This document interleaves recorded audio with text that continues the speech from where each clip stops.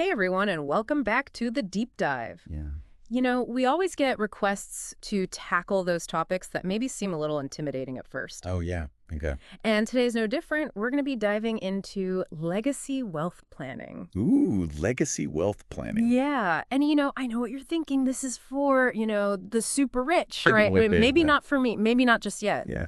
Well, stick with us because whether you're thinking about, prepping for a family meeting to discuss finances, or maybe you've recently received an inheritance, or you're just curious about how people plan for their future and their family's future, this one's for you. Awesome. And we've got an amazing guidebook to walk us through this. It was sent in by a listener. Oh, great. Planning Your Legacy. It's by Zeifman's LLP. Oh, okay.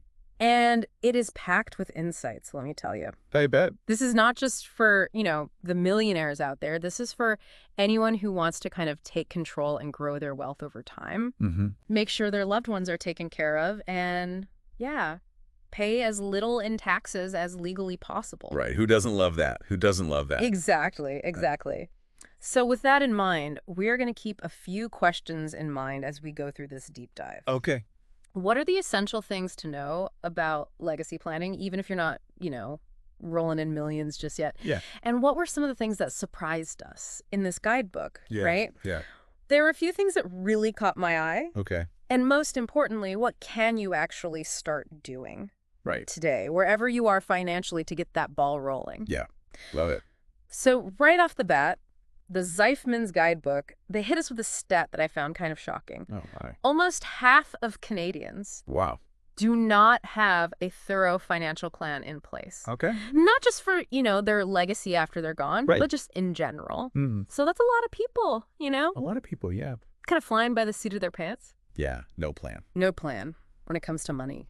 It's interesting because legacy wealth planning, I think, has this, image of being just for the ultra wealthy. Yeah. Right. Yeah. But it's really about being intentional Hmm. about how you use your money. Yeah.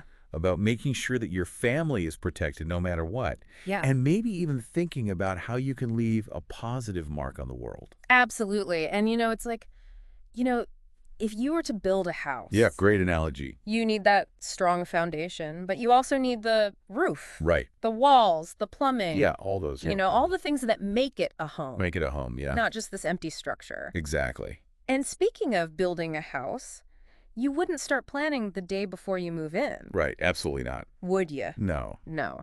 And the Zeifman's guidebook recommends that succession planning Okay. should start at least 10 years in advance. 10 years, wow. I know, 10 years.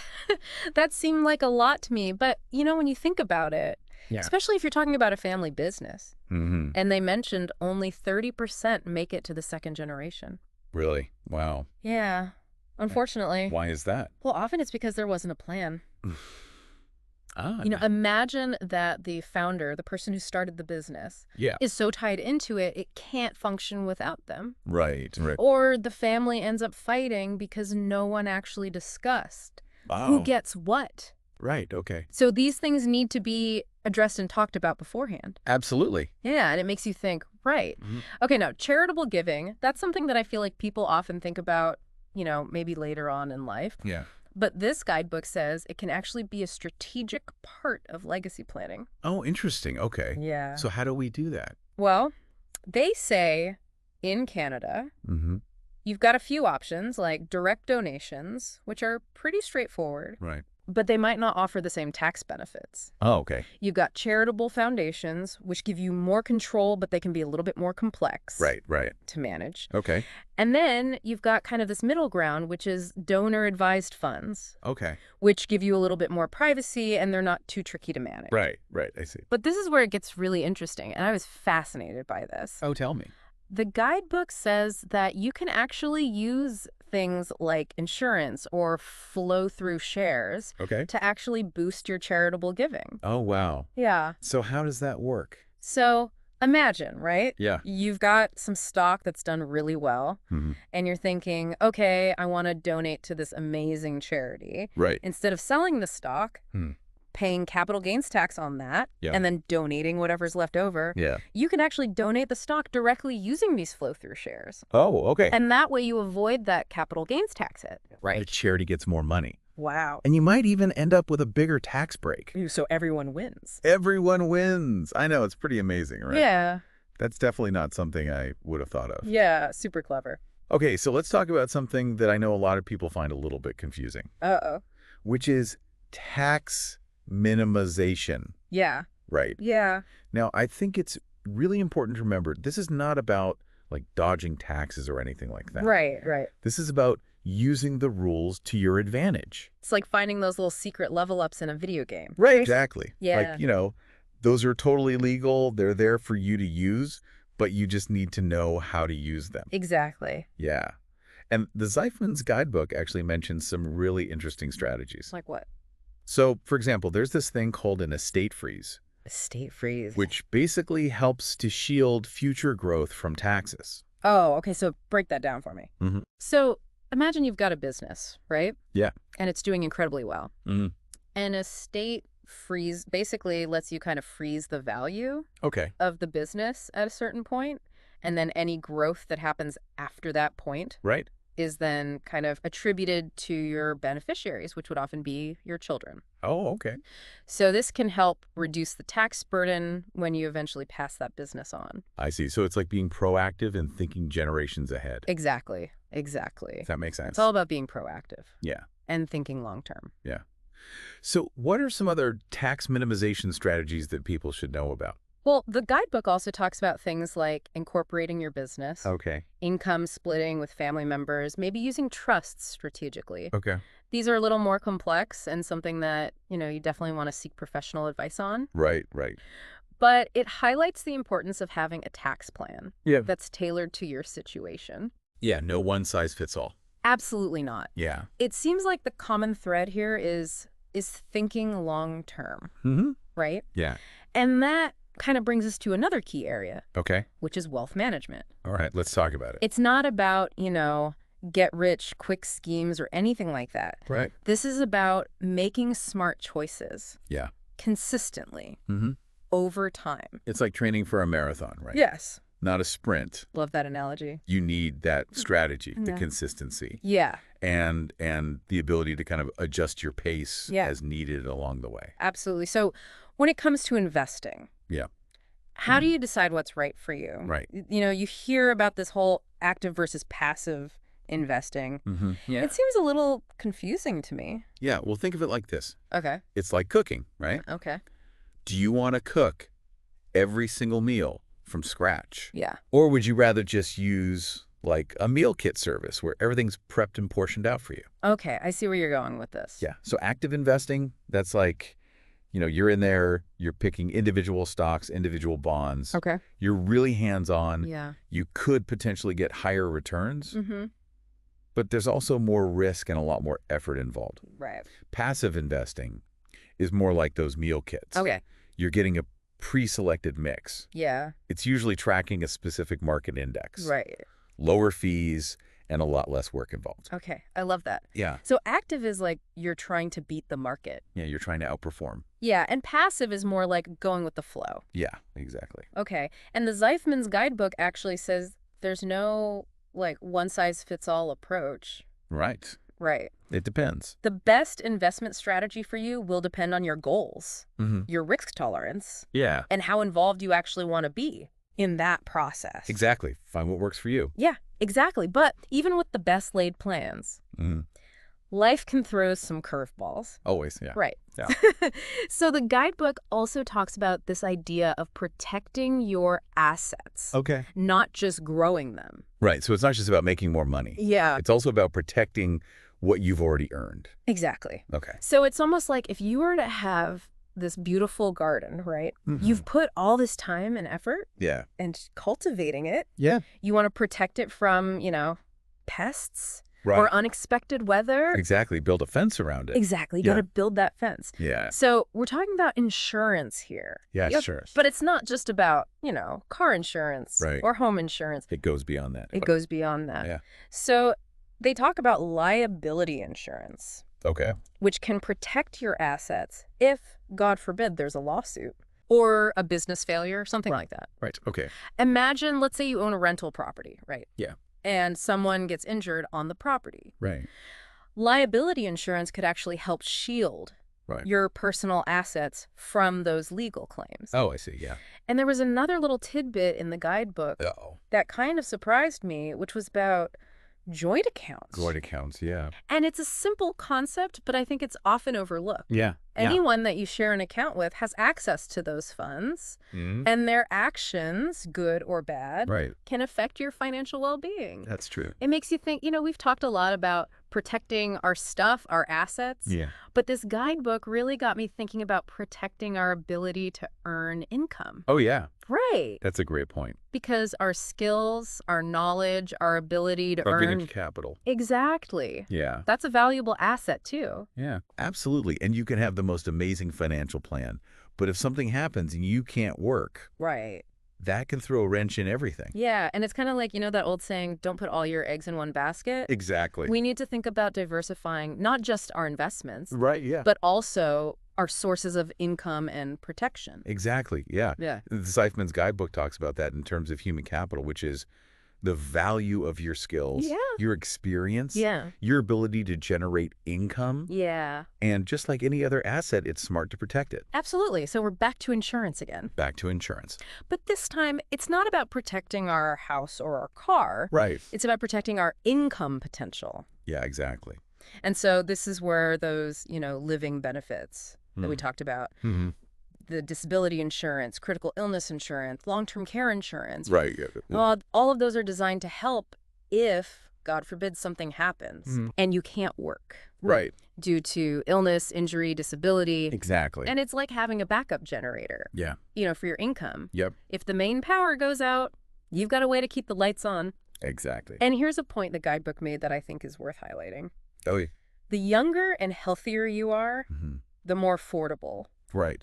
these types of insurance policies tend to be. It's like getting a good deal on insurance before you actually need it. Exactly. Yeah, that makes sense. Okay, let's dive back into a topic that I think a lot of people find maybe a little mysterious, Okay. which is trusts. Trusts, yeah. I think there's often a misconception that those are only for like the super, super rich. Right. Like you have to have millions of dollars Yeah. to even consider a trust. But the reality is trusts can be really helpful for people from all walks of life. Right. It just depends on your goals and what you're trying to achieve. What your situation is. Exactly. And the Zeifman's guidebook, they actually break down several different reasons. Okay. Someone might use a trust. Yeah. So tax minimization is a big one. Mm-hmm. But they also talk about, protecting your assets, Okay. making sure that wealth is transferred smoothly, Right. and even thinking about, providing for your children's futures. Yeah. Okay. So let's unpack some of those. Okay. When it comes to tax minimization, Okay. a trust can actually help you defer taxes.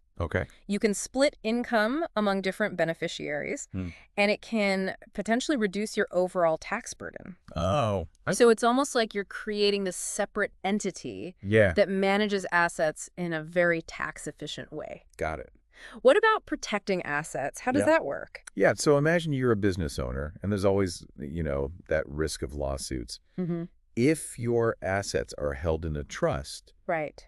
they can be shielded from those potential creditors. Oh, I see. So it's like an extra layer of protection. It's like building a fortress around your wealth. Exactly. Yeah. And then when it comes to like providing for your children, I've heard that trusts can be helpful, especially if you're worried about them inheriting a large sum of money all at once. Right. You don't want to just hand them a blank check Exactly. when they turn 18. Yeah. So you can set up a trust that, distributes funds at certain milestones, like when they graduate university. Right. Or reach a certain age. Oh. And that way, you're kind of helping to ensure that the money is used responsibly.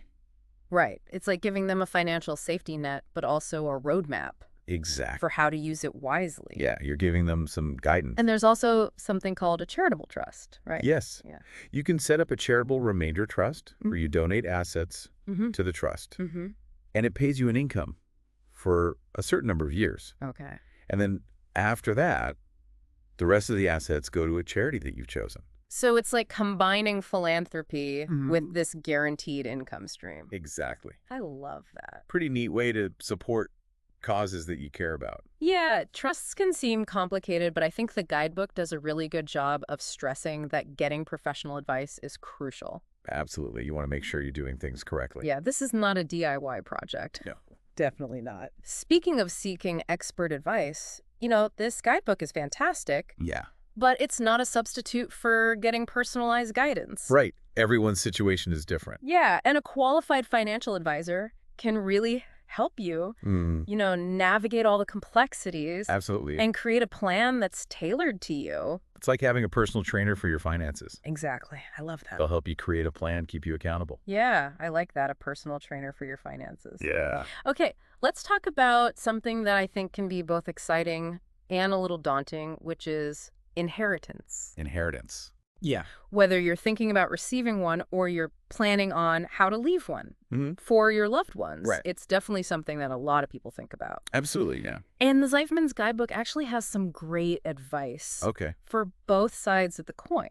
Oh, interesting. For those leaving an inheritance and for those receiving an inheritance. Okay. So for those who are thinking about leaving an inheritance, one of the key messages is to communicate with your beneficiaries. Oh, okay. Talk to them about your intentions, Yeah. about your values, any specific wishes you might have Right. for how that money is used. Right. So it's not just about handing them a check. Exactly. It's about having a conversation It's about having a conversation. about your hopes and Or dreams skag. for their future. And it can help to prevent, any misunderstandings Yeah. or even conflict down the road. Absolutely. Yeah. Communication is key. Exactly. And they also suggest, if you're comfortable testing the waters Ooh, with smaller gifts while you're still alive. I like that. All right. Yeah. So you can kind of see how your beneficiaries handle money. It's like a test drive. Yeah. Yeah, for inheritance. And maybe make some adjustments to your plan if you need to. Right, right. What about those of us who are on the receiving end of an inheritance? Yeah. Any advice for how to manage that wisely? So, first things first, take a deep breath. Okay. Don't rush into any big decisions. Right. Talk to a financial advisor. Yeah. Get some advice. Yeah. Create a plan. Yeah. That's in line with your goals, whether Yeah. it's paying off debt, investing, buying a house, or maybe a combination of all those things. And it's important to remember, even though in Canada we don't have an inheritance tax, Right. there might be taxes on any investment income Right. that's generated That's true. Yeah. from that inheritance. For sure. So it's a good idea to factor that in. Tax planning is always important. Yeah, absolutely. Another good point is to view an inheritance as a windfall, Okay. not like a regular source of income. Right. Right. Yeah, it's a one-time thing. It's one time. You want to make it last. Exactly. So Okay. don't go blow it all on a fancy car or something. Right. Okay, let's shift gears. Okay. Let's talk about something that's becoming really relevant, especially in today's world, which is cross-border considerations. Oh, yeah, that's a big one. Right. Yeah. As the Zeifman's Guidebook points out, a lot of families have ties to both Canada and the U.S., whether it's through investments or property or family living in both countries. Right. And that can create some real complexities Yeah, for sure. when it comes to taxes. Especially with the U.S. tax system. Yeah, that's a whole other beast. A whole other ball game. Right. Yeah. And this is where, the concept of a U.S. person comes into play, U.S. person. which is not just about citizenship. Oh. It's also about residency Right. and what they call domicile. Okay, I see. So depending on your status as a U.S. person, Yeah. you could be subject to U.S. estate tax, gift tax, generation skipping transfer tax. Wow, that's a lot. Yeah. So it's really important, if you've got any cross-border connections at all, to get expert advice. Absolutely. Someone who really understands. Mhm. Those complexities can help you potentially, minimize your tax burden. Right. And it's important to remember, too, your situation can change over time. Right. Right. Right. You might move to the U.S. Yeah. You might get married to a U.S. citizen. Yeah. You might inherit U.S. assets. Yeah. All of those things can really shift things around. Absolutely. So being proactive and planning ahead is key. Yeah, especially with cross-border stuff. Yeah. Okay, let's wrap up this section Okay. with a topic that's often overlooked, Right.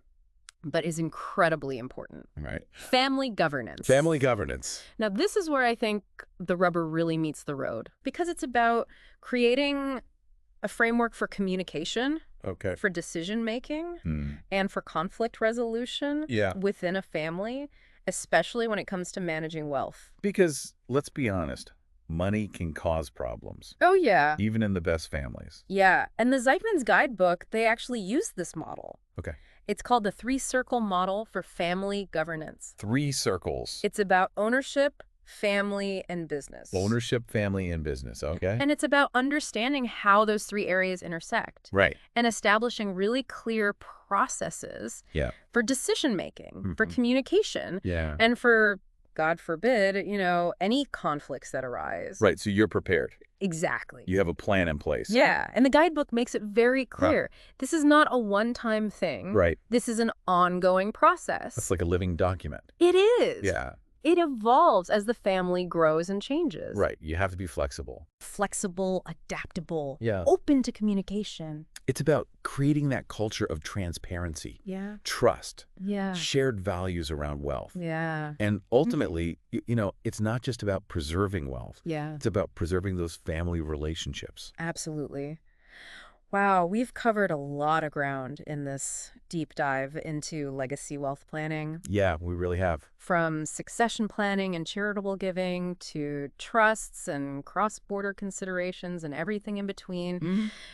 There is a lot to think about. It can be overwhelming. Yeah. But I think the Zeichman's Guidebook does a really good job of kind of breaking down these big, complicated topics into like bite-sized pieces. Yeah, absolutely. It's really approachable, even for someone who's, brand new to this whole world. Mm-hmm. One of the biggest takeaways for me was this idea of shifting our mindset, right? Yeah. From simply accumulating wealth Right. to thinking about the impact of that wealth. It's not just about the number in your bank account. Mhm. It's about what you do with it. And that brings us back to the heart of legacy wealth planning. Right. It's about creating a better future, Mm-hmm. not just for ourselves, Right. but for our loved ones and for the world around us. Absolutely. It's about using your resources to Yeah. make a positive difference.